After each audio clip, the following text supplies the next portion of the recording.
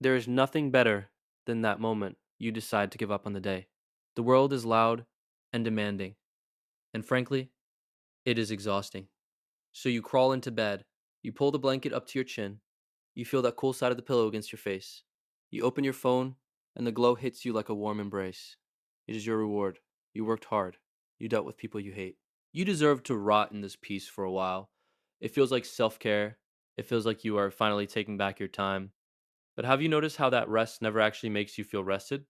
You wake up after 12 hours of sleep, and somehow you feel even heavier. That blanket isn't protecting you anymore. It is starting to feel like a shroud. You are not resting. You are hibernating while you are still wide awake. If you go on Reddit right now, you will find thousands of people all doing the exact same thing. They are all in the comments sections of mental health subreddits, validating each other into an early grave. They call it rotting. They call it a bed day. They tell you that if you do not have the energy to shower, that is okay. And look, sometimes it is okay. But read between the lines of those posts. You can smell the quiet desperation through the screen. There are people on those forums who have been in that exact same loop for 3 years, 5 years, a decade. They are watching their friends get married or move to new cities. It is a slow motion car crash.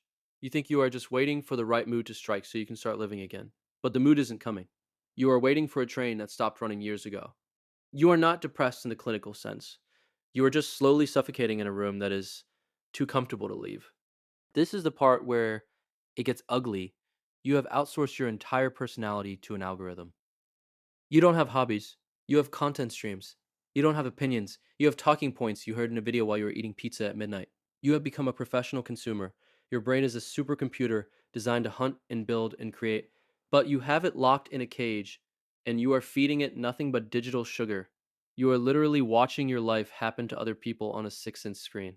It is a form of psychological castration. If you are sitting there right now realizing this is exactly what is happening to you, hit subscribe because we are going to break you out of this trap. I am not looking for fans. I am looking for people who are ready to wake up. This is your lifeline. If you want to stop being a ghost in your own life, stick around. We are going to break the glass. You probably think you are uniquely broken.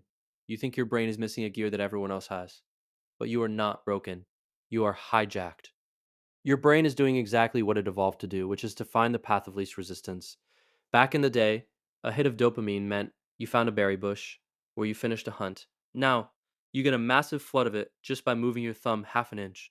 Why would your brain want to go for a run or study a new language when it can get the same chemical reward from a video of a guy making a giant chocolate cake?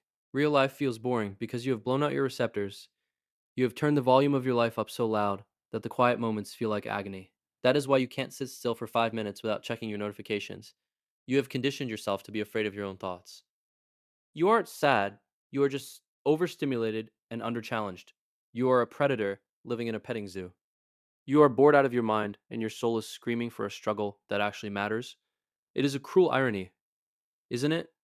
We fought for centuries to build a world where we didn't have to struggle, and now that we have it, it is killing us. Your ancestors would be terrified of your life. They spent their days fighting to survive, and you are spending yours fighting to feel anything at all. You have everything you need, and that is exactly why you have nothing. I am not going to tell you to go start a business today. I am not going to tell you to go buy a gym membership and change your entire identity by tomorrow morning. That is how you fail. You will get overwhelmed and run back to the blankets. Instead, I want you to do something so small it feels stupid.